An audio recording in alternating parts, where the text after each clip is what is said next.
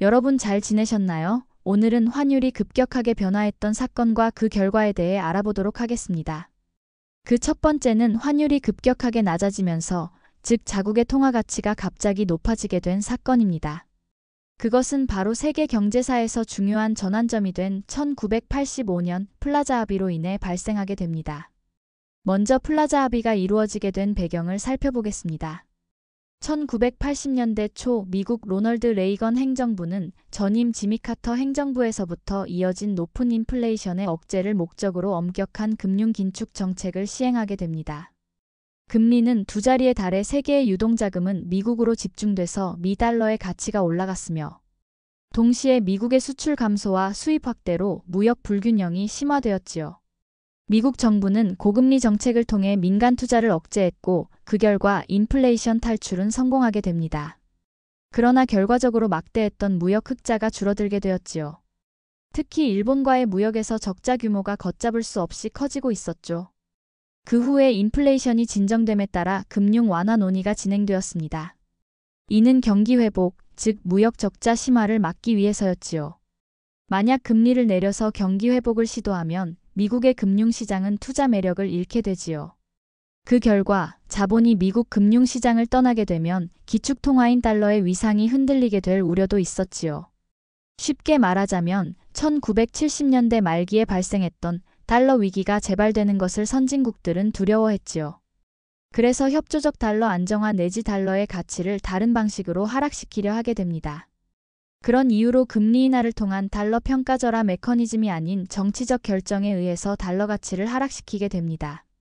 1980년대 초반에 이러한 상황을 타개하기 위해서 1985년 9월 뉴욕 플라자 호텔에서 역사적인 회의가 열립니다. 앞서 미국의 긴축 정책으로 말미암아 1980년부터 1985년 사이 미국 달러는 당시 가장 큰 경제 규모를 갖춘 4개 국가 통화인 일본의 엔, 독일의 마르크, 프랑스의 프랑, 그리고 영국의 파운드에 대해 약 50% 평가절상한 상태였지요.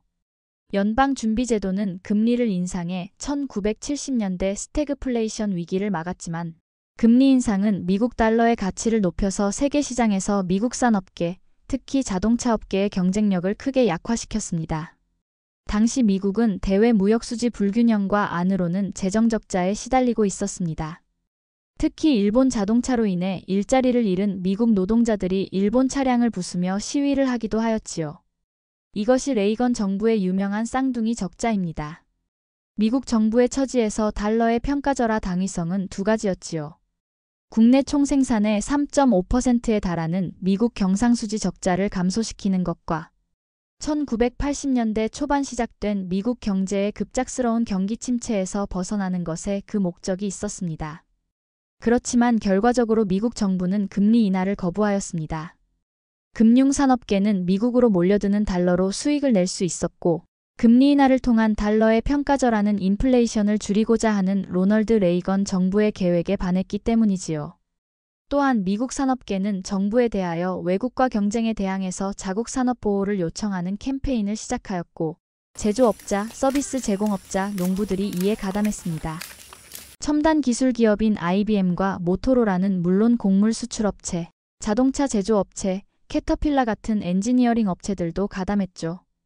1985년까지 캠페인은 의회가 무역보호법 통과를 고려할 정도로 많은 지지를 얻게 됩니다. 미국은 관세 부과 등의 무역 규제에 대한 법안을 협상 카드로 내세웠고, 이것은 백악관이 해외 주요국들과 협상에 유리하게 작용하여 결국 플라자 합의에 도달하도록 이끌게 되었지요. 플라자 합의에서는 미국, 일본, 서독, 프랑스, 영국의 5개국이 모여 다음과 같은 내용에 합의했습니다. 그 내용으로는 미국 달러화의 가치를 내리고 일본 엔화와 독일 마르크화 가치를 높이는 정책을 채택하게 됩니다. 이를 위해서 5개국이 협력하여 외환시장에 개입하기로 발표하지요. 발표일 다음 날에 엔화와 달러의 환율은 1달러당 235엔에서 약 20엔이 하락하게 됩니다.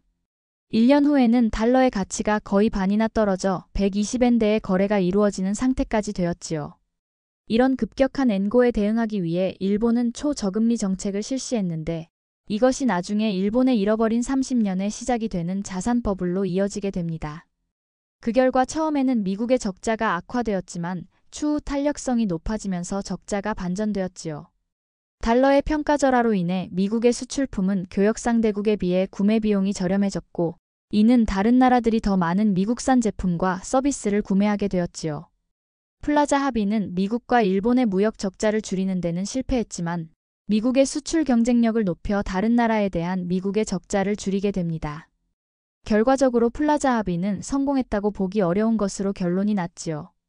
플라자 합의는 의도했던 미국의 무역 수지 개선에는 제한적인 효과만 거뒀습니다. 오히려 예상치 못한 결과들이 나타났죠. 일본에서는 부동산과 주식 시장의 거품이 형성되었고, 이는 나중에 잃어버린 30년이라는 장기 불황의 시작점이 되었습니다. 하지만 플라자 합의로 1986년부터 1989년에 이르기까지 대한민국은 경상수지 흑자 등의 반사이익을 보게 됩니다. 일본과 수출 경쟁 품목이 많은 상황에서 엔화의 가치가 상승하여 상대적으로 한국 제품이 싸졌기 때문이지요.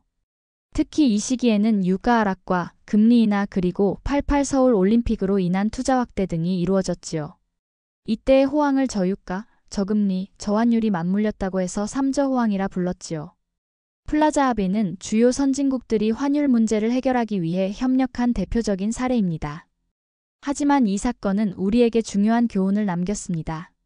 급격한 환율 변동이 각국 경제에 어떤 영향을 미칠 수 있는지, 그리고 이에 대한 대응이 얼마나 신중해야 하는지를 보여준 것이죠.